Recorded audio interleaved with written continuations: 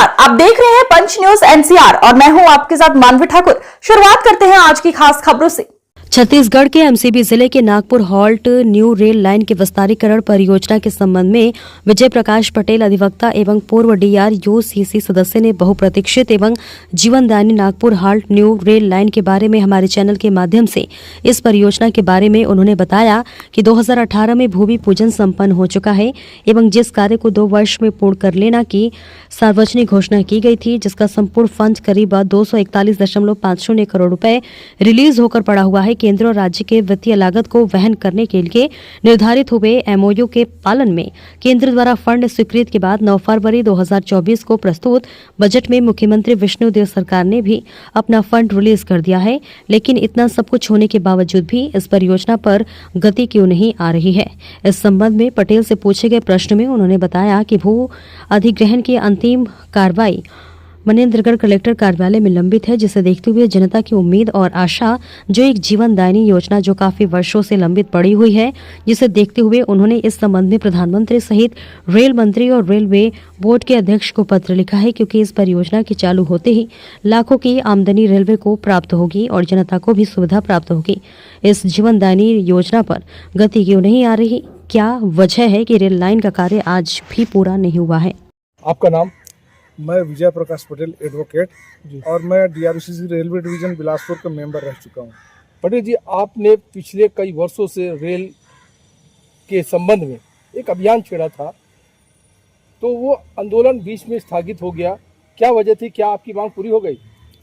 जी, मैं ये जो रेलवे का प्रोजेक्ट जो है आदरणीय नरेंद्र मोदी जी ने पारित किया, पास किया, बजट प्रावधान किया जी, और अब राज्य सरकार और केंद्र सरकार आधे वित्तीय बजट के साथ जी, इस प्रोजेक्ट को पूरा करने में उन्होंने सहमति व्यक्त की, फंड रिलीज कर दिया। इतना भारी राशि उपलब्ध रखा हुआ है जी, और उस काम के लिए जो समय सीमा थी, उस समय सीमा पे काम नहीं किया जा रहा था और कोई सुनवाई हो नहीं रही थी, सारा काम रुका हुआ था। उसके लिए बीच में जब एक कांग्रेस की सरकार आ गई, भूपेश बघेल की सरकार बनते ही इससे मुंह मोड़ लिया गया और क्षत्रिय शासन ने जो वादा कर दिया था और लिखित रूप से एमओयू हस्ताक्षर कर रखे थे डॉक्टर रमन सिंह जी के कार्यकाल में, उसका पालन यहाँ होना था, उन्होंने नहीं किया और इसके कारण से 5 साल यूं ही बर्बाद हो गए। जिस प्रोजेक्ट को 2 साल में पूरा होना था, उसके लिए 5 साल तक उसके फंड रिलीज के लिए हम आंदोलन करते रहे। हम यहाँ मनेन्द्रगढ़ क्षेत्र में घंटानाद सत्याग्रह, हमको प्रतिदिन मुख्यमंत्री जी की तस्वीर के सामने रोज लगातार नियमित रूप से पूरे कोरोना के दौरान और विपरीत स्थितियों में भी वो लगातार घंटानाद सत्याग्रह जारी रहा। उसके बावजूद बिना कुछ किए सरकार केवल आश्वासन देती थी और बिना कुछ कहे भूपेश सरकार चली गई। उसके बाद जब आदरणीय विष्णुदेव साय जी की सरकार बीजेपी की बनी, उन्होंने आते ही 2 महीने बाद के बजट में उसको स्वीकृत जो प्रावधान था उसको मंजूर किया और अपने हिस्से का फंड रिलीज किया। तो यह गति अभी तक काम में क्यों नहीं आ रही? क्या वजह, कहाँ रुकावट है? देखिए, कोई काम चूंकि व्यक्तिगत नहीं होता, आजकल की मैं कहूँगा नहीं, प्रवृत्ति बदल गई। अधिकारी कर्मचारियों को जब कोई कहीं व्यक्तिगत रूप से कहीं कोई ऐसा रुझान नहीं दिखता, तो वो उस काम को अपने काम की तरह नहीं ध्यान देते हैं। उनको ये नहीं मालूम कि बहुत मुश्किलों से ये प्रोजेक्ट पास हुआ था। ये प्रोजेक्ट से कितने लोगों को फायदा होता है और किन किन जिले संभाग को फायदा होता है? देखिए, ये सौभाग्य विषय है।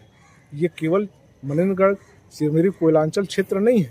इस क्षेत्र में सरगुजा और शहडोल संभाग की लाखों जनता जुड़ी हुई है, जो विभिन्न स्थितियों से यहाँ से जुड़ाव रख करके आना जाना करती है, जिनको यात्री बसों का, यात्री ट्रेनों का बराबर विकल्प चाहिए, साधन चाहिए।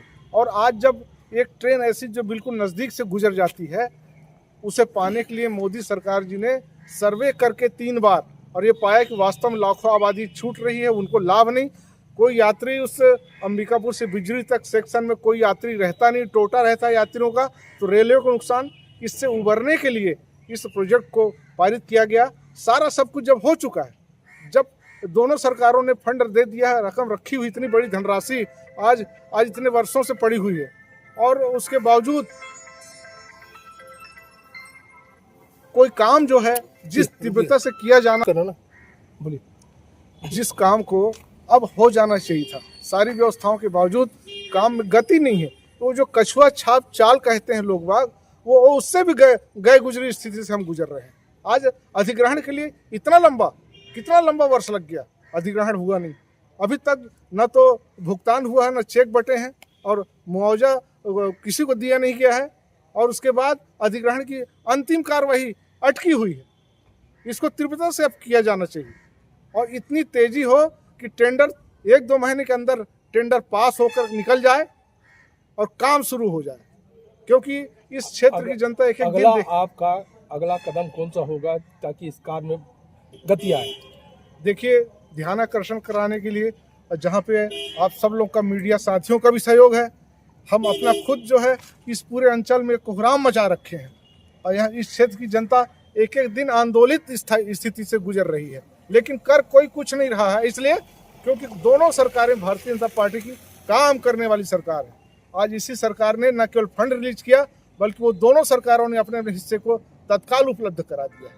अब अधिकारी कर्मचारियों को समय निकालना होगा, दिलचस्पी बढ़ानी होगी और ये महसूस करना होगा कि कितनी जल्दी ये काम पूरा हो जाए और यहाँ क्षेत्र के लोगों को ये ट्रेन मिले और रेलवे का वित्तीय फायदा मिले। ये इस बात का इंतजार किया जा रहा है। बहुत बहुत धन्यवाद आपको।